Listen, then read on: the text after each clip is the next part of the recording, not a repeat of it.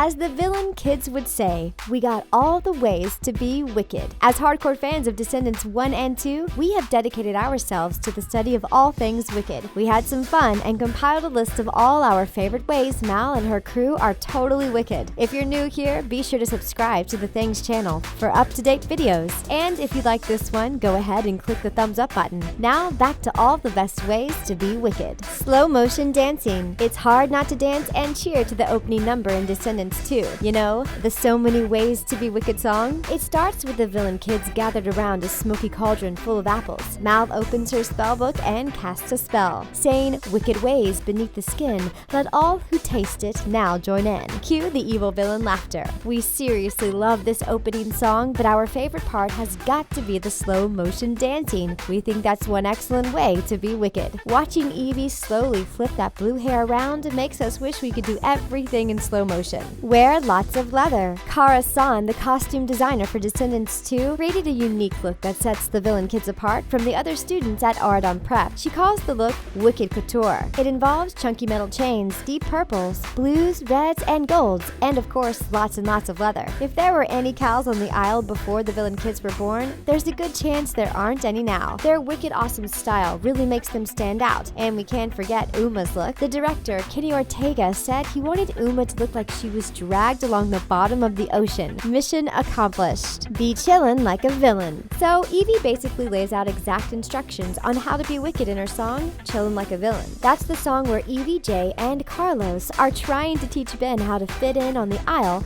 with the other villains. In order to be a villain, the gang sings that you need to drag your feet and nod your head. You need to lean back and slip through the cracks. They say you need to not care and not stare. They also say you need to watch your back, creep around, slide real smooth, and don't make a sound. Woo, it's a lot of work to be wicked. Be a wicked good friend. One thing about the villain kids is that they are really good friends to each other. They are the only ones in Auradon who get what it's like to be from the aisle, and they have to stick together. We were over the magical moon when Evie fought for Dizzy to be able to leave the aisle to come to Auradon. One thing about these wicked kids is that they've got each other's backs. Friendship is the thing that gets them through it all. That couldn't be more evident than at the end when they dance and sing together at the Cotillion. When they sing, it starts with you and me. Cast spells. In the beginning of Descendants 2, Mal was having a pretty hard time fitting into her new life. Everything feels different for her. She is trying so hard to forget her evil roots that she almost loses herself completely.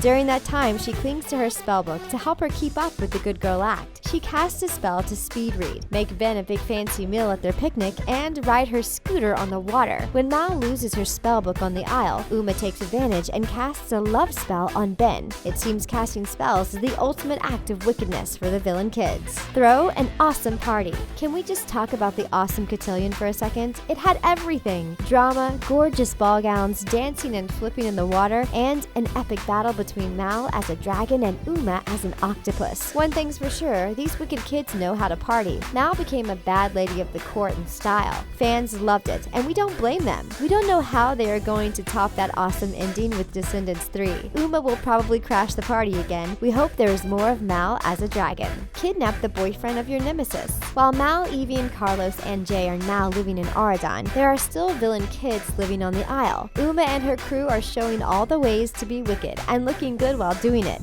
So what we've learned from Uma on how to be wicked is to make your crew shout your name repeatedly, dance on tables, and kidnap your enemy's boyfriend until you get what you want. We don't advise actually doing the last one. Mal outsmarted Uma and kept her from getting Fairy Godmother's wand, but Uma got her revenge when she cast that love spell on Ben. Uma's really got this evil thing down. Epic sword battles. Every great fairy tale's got one. No, we're not talking about a sleeping damsel. We're talking about an epic sword battle. From Peter Pan to Mulan, sword battles are the ultimate climax to any tale of magic and mayhem. Descendants 2 is no different. So did they pull all the villain kids aside in school and teach them how to sword fight? We know Jay is on the fencing team, but how does Mal know how to wield a sword? Regardless, they all look wicked cool fighting on a pirate ship. And it's nice that a girl rescued a boy for once. Ben's a pretty good-looking damsel, right? Break the rules. You can't really say you're wicked unless you've broken a few rules. Mal breaks the rules when she keeps using her spellbook instead of putting it in the museum. Jay finds a clever way around the rules when he makes Lonnie the captain of the fencing team, and we're pretty sure they were not allowed to make that dog talk. Rule breaking is part of the villain squad wicked ways. rules. But they appear to have respect for rules in a lot of ways. Evie encourages Mal to turn her spellbook in, and Jay works around the fencing rules rather than just outright breaking them. Could the villain kids be getting soft? Take charge of your own destiny.